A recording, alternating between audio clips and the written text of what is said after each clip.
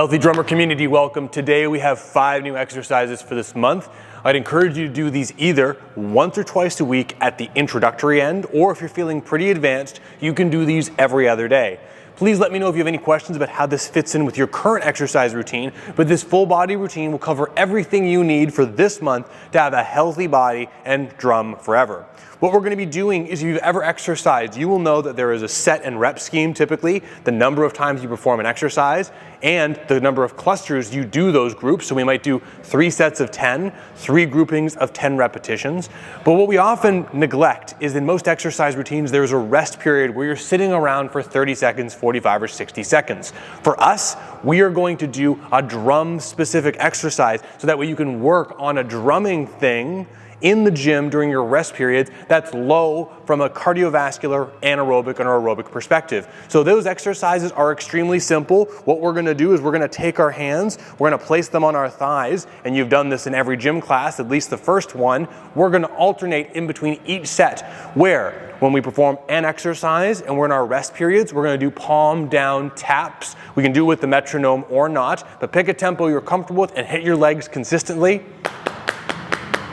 And we're going to try and do this for the entire 30 seconds, at least 30 seconds to 60 seconds, the normal way, the kind of unison stroke, both hands together. The second set in between, we're going to be switching to a palm up variation, and we're going to do the same thing, but now we're going to be hitting our hands with the extensor muscles. This is going to be great because in between each exercise, we are going to be able to use the rest periods strategically to work on muscles to help benefit our hands, at least this month. Every month we'll have a different theme, but this month we'll be working with our hands on top of our full body routine. So just as a quick example, we're going to start off with the lunge exercise today. When we're on the first rest period, I'll go over this again. What we're going to do is we're going to rest for approximately 45 seconds. At least I'm going to recommend you do that. I'm not going to make you wait for 45 seconds. And we're going to do palms down taps. Unison strokes until you start experiencing some fatigue or burning in the muscles, or if you can make it the full 60 seconds, 45 seconds, if you choose to do that, that's going to be fantastic. After the second set of lunges, the second grouping, we're going to switch the palms up and we're going to do the same thing, but extensors. And we're going to really try to hit as hard as we can pushing down. This is going to allow us to work on both flexors and extensors of our hand. So this is our rest workout, if you will, and we're going to pair this with all of our exercises today. The only thing that you're going to need for today's exercise session is an elastic band and perhaps a band to perform some of the abdominal exercises and some of the push-up variations. But let's jump to it. First exercise today is going to be a standing lunge. Now, lunges are very popular exercises. You see people kind of going forward and backwards and all sorts of crazy exercises. Here's what I'm going to suggest you do. We're going to do what's called a stationary lunge, which makes things extremely simple. What I want you to do is you're going to stand one foot in front of the other. And when you're doing one foot in front of the other, a lot of people have this tendency to put the foot directly in front of the other, almost like they're balancing on a balance beam. What I want you to think about is, if you're taking kind of a wide, comfortable stance, I want you to take that wide, comfortable stance and just move one foot forward. So if I do it towards the camera, I'm going to step forward and my back foot is on my tippy toe. This is going to allow me to stay pretty stable because I've got a wide base from front to back. Back foot has to be straight though. For knee health, some people will turn their leg out like so. I really encourage you to be over your toe. If you have any discomfort with your toes, send me a message and I'll give you a variation. This is called a stationary lunge, and I love this variation because it allows you to work on stability. What I want you to do is go real slow with this, take your time, and we're going to try and do 10 of these one leg at a time.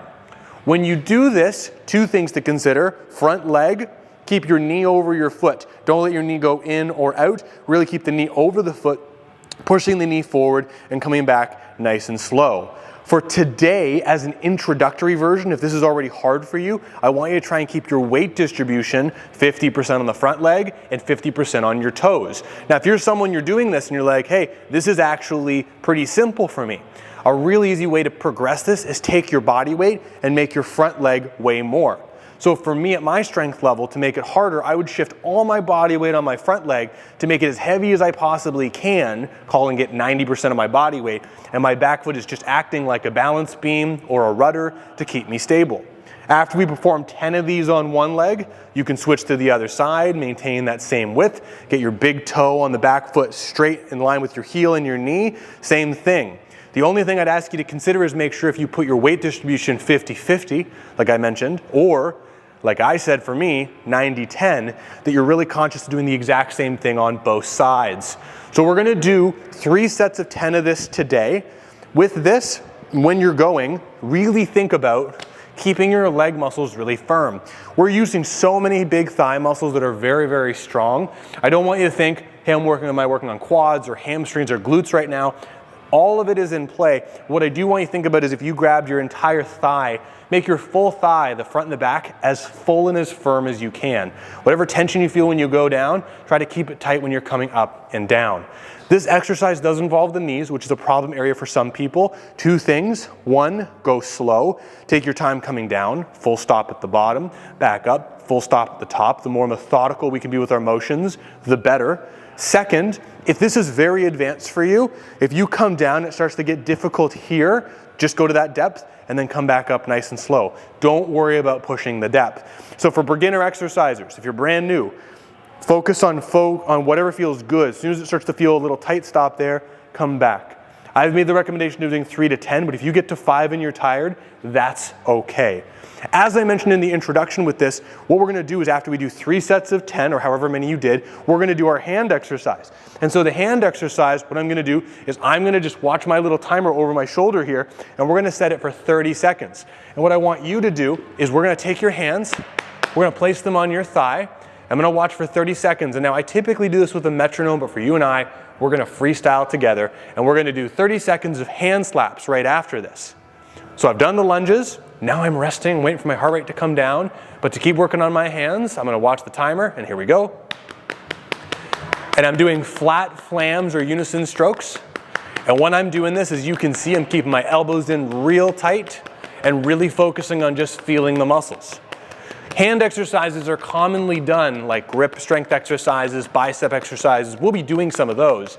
But what I really love to do is to try and automate the entire process of my workout program to make every minute count and at the same time get muscles that are extremely pragmatic to playing the drums.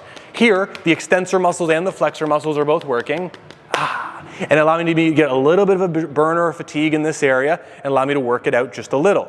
Now, I can go back to the lunges and repeat another set of 10.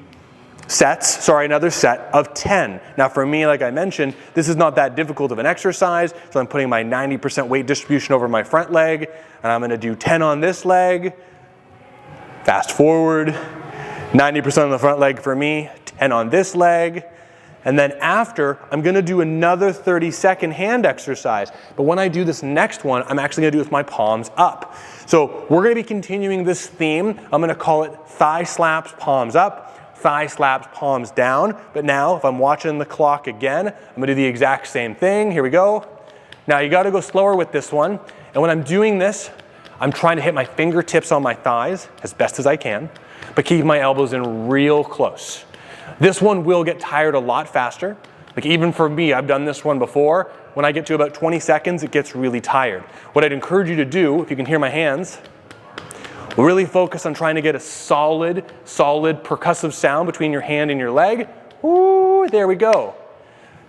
That's gonna be the exercise routine. That's how we're gonna start off. So in between each exercise, let's sneak those hands in for the lunges. Pick an intensity and weight distribution that feels really natural and good for you. Next, we're gonna do the rowing exercise.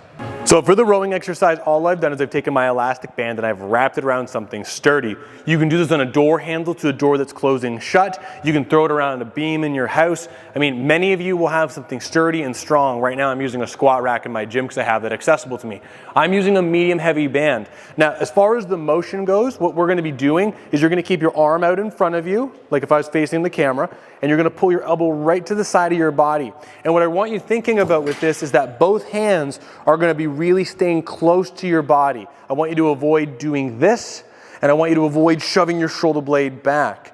The other side of this is when you're thinking about shoulder blade motion, I really want you to allow the shoulder blades to move freely. Don't just lock them back. That's a very common thing that you hear people say. Lock your shoulder blades back and then perform this motion. There's something called the scapulohumeral rhythm, which is how our arm and shoulder blade all move together. But ultimately, we're gonna put that on the fence. We're not gonna talk about that today, but all we need to know is we need to know that your shoulder blade needs to move naturally to avoid any impingement. What the other exercises I've regarded, I want you to go smooth and controlled as you can. So taking your arms, pulling it and slowly give it a nice definitive stop. So if I grab these bands here, I have the bands just below shoulder height. Now my stance, I'm actually going to take a lunge stance, so one leg back behind me to give me a stable base from front to back.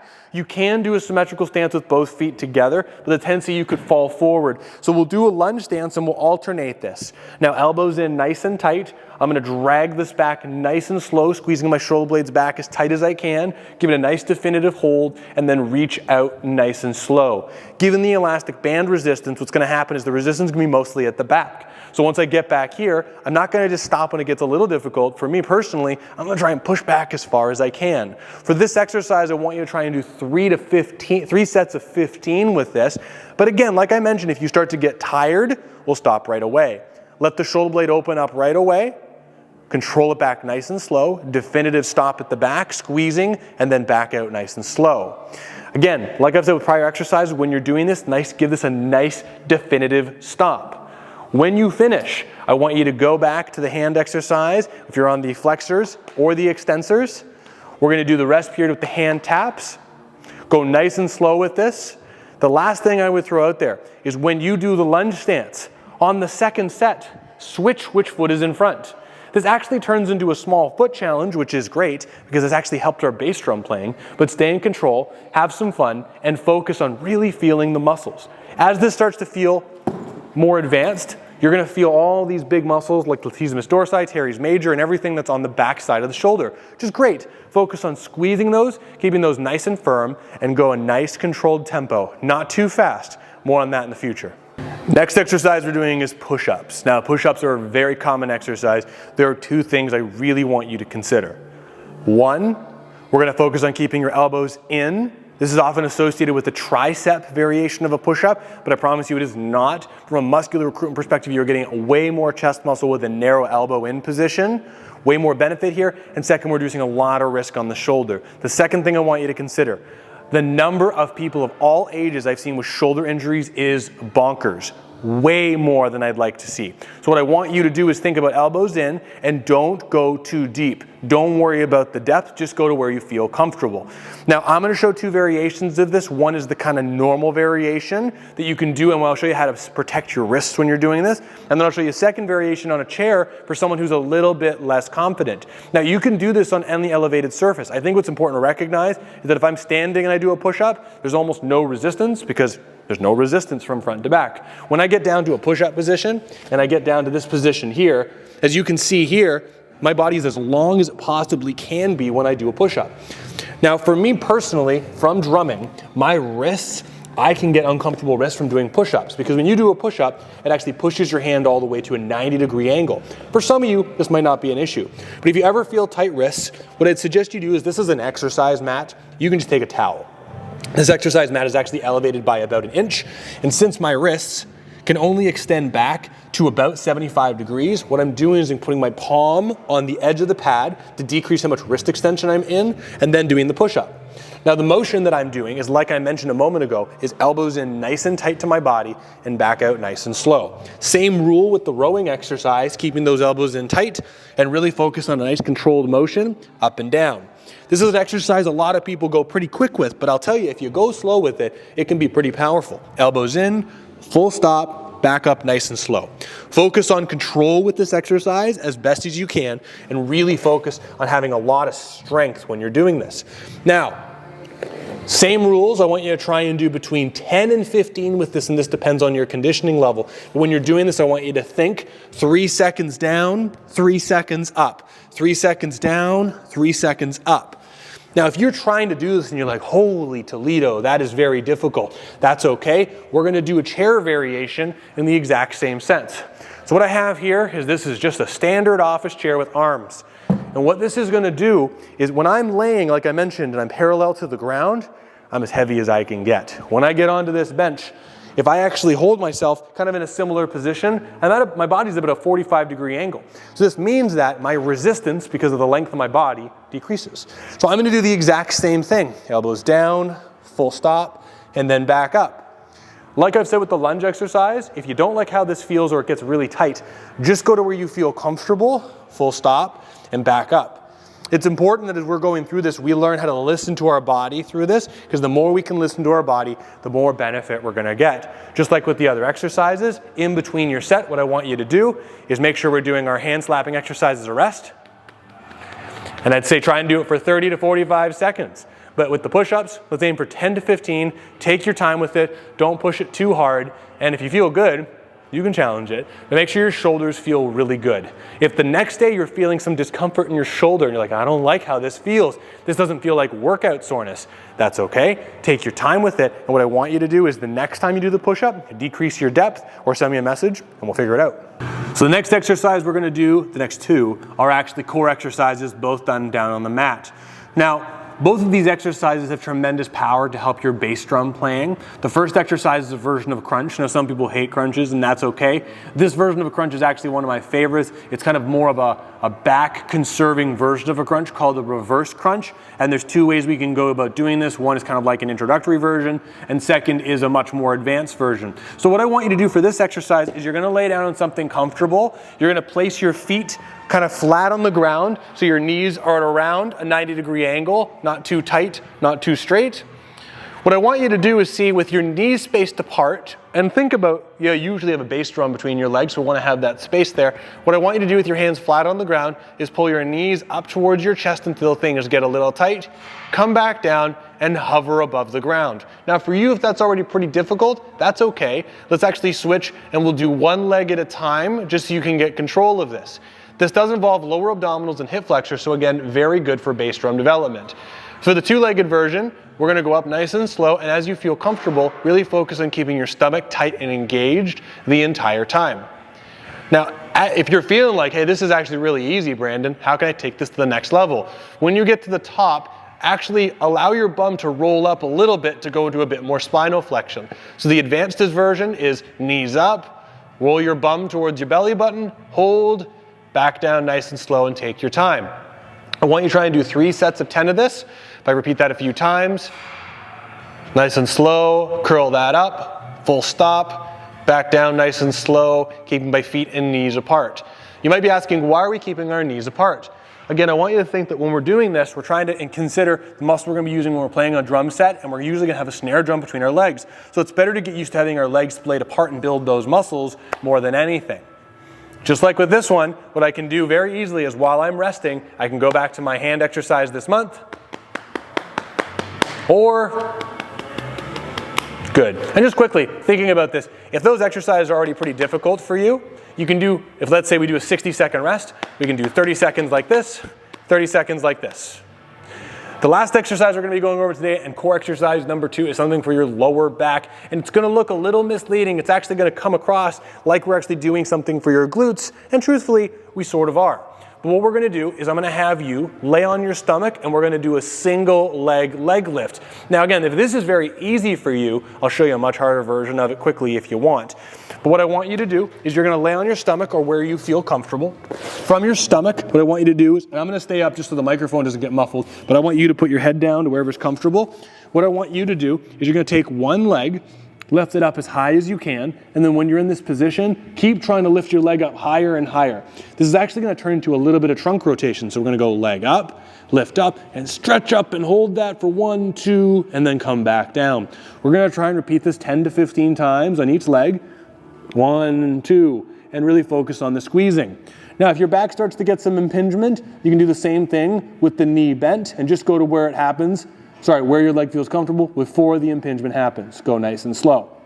If this is all very easy for you, you want to try a harder variation, you can do the exact same thing and try and lift both legs, 1, 2, and come back down. Lift up, 1, 2. For this, I want you to try and do 3 sets of 10 to 15. Focus on feeling those core muscles, and like for everything else,